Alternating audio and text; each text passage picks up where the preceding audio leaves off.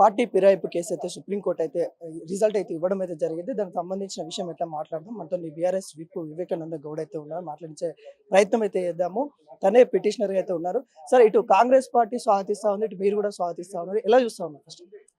ఇది ఈ తీర్పు అనేది మా పార్టీ విజయం. ఇది ఘన విజయం. స్పీకర్ గారి దగ్గర పార్టీ ఫిరాయించినటువంటి ఎమ్మెల్యేల పైన చర్య తీసుకోవాలి, ఇమీడియట్గా వాళ్ళని అనర్హులుగా ప్రకటించాలని చెప్పి వారి దగ్గర మేము పిటిషన్ వేసినాం స్పీకర్ గారి దగ్గర. అది కొన్ని నెలలుగా పెండింగ్ ఉన్నది. అందుకే మేము కోర్టుని ఆశ్రయిస్తే కోర్టు ఈరోజు సంచలన తీర్పు 3 నెలలలో 3 monthsలో దీనిపైన చర్య తీసుకోవాలని చెప్పేసి, దీనిపైన ఇమీడియట్ చర్య తీసుకోవాలని చెప్పేసి డైరెక్షన్స్ చేయడం అనేది మా పార్టీ విజయం. అది ఇది స్వాగతించడం కాదు, విజయం. ఇది మా విజయం. మేము ఈ సందర్భంగా ముఖ్యమంత్రి గారిని ఒకటి డిమాండ్ చేస్తా ఉన్నాం. నీ పరిపాలన పైన నీకు నమ్మకం ఉంటే, నిజంగానే నువ్వు మోడల్, దేశంలోని మోడల్గా రోల్ మోడల్ అని అంటున్నావు కదా, రోల్ మోడల్ అనే మాట నిజమైతే మీ పార్టీ సిద్ధాంతం ప్రకారమే మీ రాహుల్ గాంధీ గారు చెప్తున్నారు ఏదైతే ఏంటంటే 5 న్యాయలో ఏదైతే పార్టీ ఫిరాయించిన ఎమ్మెల్యేలు ఉంటే తక్షణం వారిని అనర్హులుగా ప్రకటించాలని చెప్పేసి ఏది ఉన్నదో, మరి దాని ప్రకారం ఈ 10 మంది ఎమ్మెల్యేలు రాజీనామా చేసి ఎన్నికలకు రా అని చెప్పేసి మేము డిమాండ్ చేస్తా ఉన్నాం. మీకు ఆ దమ్ము ధైర్యం ఉంటే. కాబట్టి ఈ శాసన వ్యవస్థ యొక్క గౌరవాన్ని అప్రతిష్టపాలు చేయొద్దని చెప్పేసి కూడా నేను రేవంత్ రెడ్డి గారికి సూచిస్తా ఉన్నాను. గతంలోనే సీఎం రేవంత్ రెడ్డి ఎట్లా వస్తావు, ఉప ఎన్నిక ఎట్లా వస్తాయని కూడా అసెంబ్లీ వేదికగా తను మాట్లాడిన తీరు కనబడుతుంది. కానీ ఇప్పుడు తీర్పు మరొక రకంగా అనిపిస్తా ఉంది. ఏం చెప్పబోతా ఉన్నారు కాంగ్రెస్ గవర్నమెంట్? వారి అసెంబ్లీలో 10 అసెంబ్లీ స్థానాలకి విరాయించిన ఎమ్మెల్యేల స్థానంలో ఉప ఎన్నికలు ఎలా వస్తాయి అధ్యక్ష అని అడిగినాడు.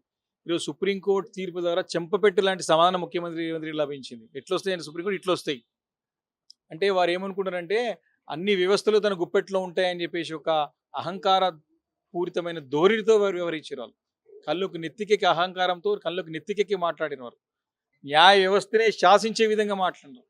వారు మాట్లాడిన మాటల్ని సుప్రీంకోర్టు తప్పుపట్టిన సంగతి కూడా గుర్తు చేస్తాం ఈరోజు. కాబట్టి ఈ రకంగా వస్తాయి ఎలక్షన్స్. మనకు తెలుసుకోవాలి ప్రయోగానికి what is democracy, what is bureaucracy, what is judiciary అనే వ్యవస్థలు తెలుసుకోవాలి రేవంత్ రెడ్డి గారు. అయినా ఏదో గాలికి జాక్పాట్ ముఖ్యమంత్రి అయిపోయినా నేను చేసింది నడుస్తుంది, నేను చేసిందే మాట్లాడితే నడవదు కదా. మనం ఒక సిస్టంలో ఉన్నాం. సిస్టంలో పనిచేసేటప్పుడు మనం గౌరవించుకుంటూ ఆ ఒక ప్రొసీజర్ని, సిస్టమ్స్ మన రాజ్యాంగం ప్రకారం నడుచుకోవాలా.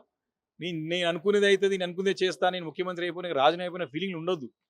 అంటే ఎమ్మెల్యేలను ఫిరాయింపును ప్రోత్సహించిందే బీఆర్ఎస్ పార్టీ, సిఎల్పిని సైతం విలీనం చేసుకునే దశలో బీఆర్ఎస్ పార్టీ చేసింది అన్నట్టుగా వ్యాఖ్యలు చేస్తా ఉన్నారు ఇప్పుడున్న కాంగ్రెస్ నేతలు. ఎలా చూస్తున్నారు? దీన్ని స్పష్టంగా చెప్తా ఉన్నాం కదా, మేము ఆ రోజు మెర్జర్ చేసుకున్నాం కదా, 10th షెడ్యూల్ ప్రకారమే మెర్జ్. దాన్ని ఛాలెంజ్ చేసేది కోర్టులో. మరి మేము మర్జర్ అఫీషియల్గా చేసుకున్నాం దాన్ని. ఈరోజు దాన్ని ఎవరు తప్పు పట్టలేదే. ఈరోజు కూడా నువ్వు రకరకాల మాటలు మాట్లాడుతావు, రకరకాల ఆలోచనలు చేస్తా ఉన్నావు. ఈరోజు నువ్వు మాత్రం ముఖ్యమంత్రి గారు మాత్రం ఇమీడియట్గా దీనికి స్పందించాలని చెప్పేసి కూడా మేము డిమాండ్ చేస్తున్నాం. స్పీకర్ స్పందించారు. తను కూడా లీగల్ సంబంధించిన మళ్ళీ ఇష్యూస్ కూడా ఏమన్నా ఉన్నాయా లేదా చూసుకొని తను కూడా ఇవ్వబోతున్నట్టు కూడా చెప్తా ఉన్నారు. ఎలా చూస్తారు? మీరేమన్నా స్పీకర్ని కలిసి ప్రయత్నం చేస్తారు? స్పీకర్ గారు కలిసి జడ్జిమెంట్ యొక్క ఇంటర్ప్రిటేషన్ కానీ దాని యొక్క తాత్పర్యం కూడా తప్పకుండా వారికి మా మోడల్ ద్వారా చెప్పడం కూడా మా లీగల్ సెల్ ద్వారా కలుస్తాం. మా బృందం కలిసి వారు కూడా మరి ఒకసారి పిటిషన్ ఇస్తాం. ఫైనల్ గా కేటీఆర్ గారు ట్వీట్ కూడా చేశారు. ఉప ఎన్నిక రాబోతా ఉంది, మీరు అలర్ట్ గా ఉండాలని కూడా ట్వీట్ చేయడం జరిగింది. ఏం చెప్పబోతా ఉన్నారు దీనిపైన? తప్పకుండా మాకు ఖచ్చితంగా 10 స్థానాలకు ఉప ఎన్నికలు గతంలో చెప్తాను వస్తాయి. తప్పకుండా మేము అన్ని స్థానాల్లో మంచి ఘన విజయం సాధించబోతాం.